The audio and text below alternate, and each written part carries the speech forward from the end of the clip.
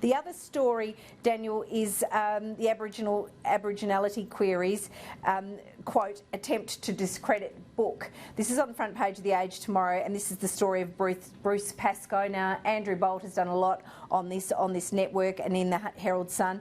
Bruce Pascoe says he believes attempts to discredit his award-winning book Dark Emu are at the heart of allegations he is not Aboriginal.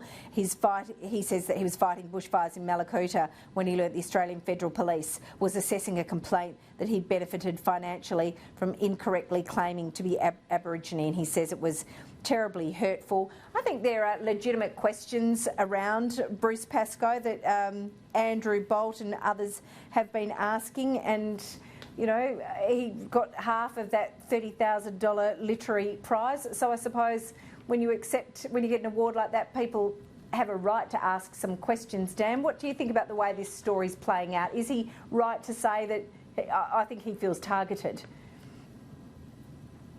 There's one thing about feeling targeted, but if you were going to, put yourself forward as an author, and you do have a book of notoriety or a book that does quite well, people naturally, and particularly educators, because Dark Emu also has a place in I believe the New South Wales school syllabus as well. So people naturally tend to find that they become interested in the author, and Bruce Pascoe has written passionately about this. The queries to me, and I'm talking just as a former journo here, are quite reasonable. I mean, what is the problem in terms of coming forward and providing all the answers to quite legitimate questions? I mean, to me it seems that if you've got nothing to hide, then come forward and be frank and move on and let your book stand on the same merits. Absolutely. And I think there are questions around some of the teachings in the book, but we'll leave that for others. Mike, I just wanted to show you the front page of the AFR weekend, and there's a great headline: "Can we get to zero? It's the emissions challenge. The tech is here," says entrepreneur Saul Griffith, "but are we willing to pay the $5 trillion price?" Zero emissions, $5 trillion price. Mike Jeffries, how do you think that'll go down? Look, anything that deals with the practicality of reducing emissions, if that's the answer, I support.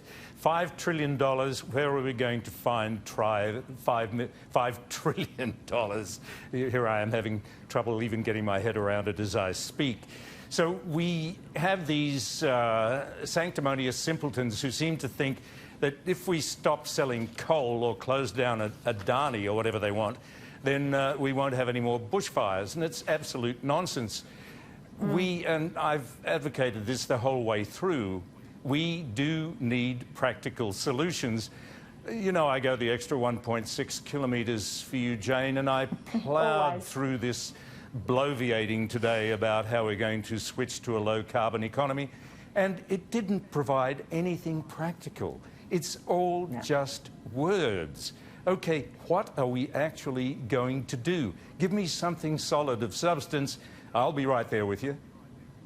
Yeah, I agree. And, Keith Pitt and others have had that inquiry into nuclear energy. We had an interim report in December. We'll get more by the middle of this year. I'm noticing on Talkback Radio that there is a lot of interest in nuclear energy, zero emissions, baseload power. I don't know if it's going to cost us $5 trillion. I hope not.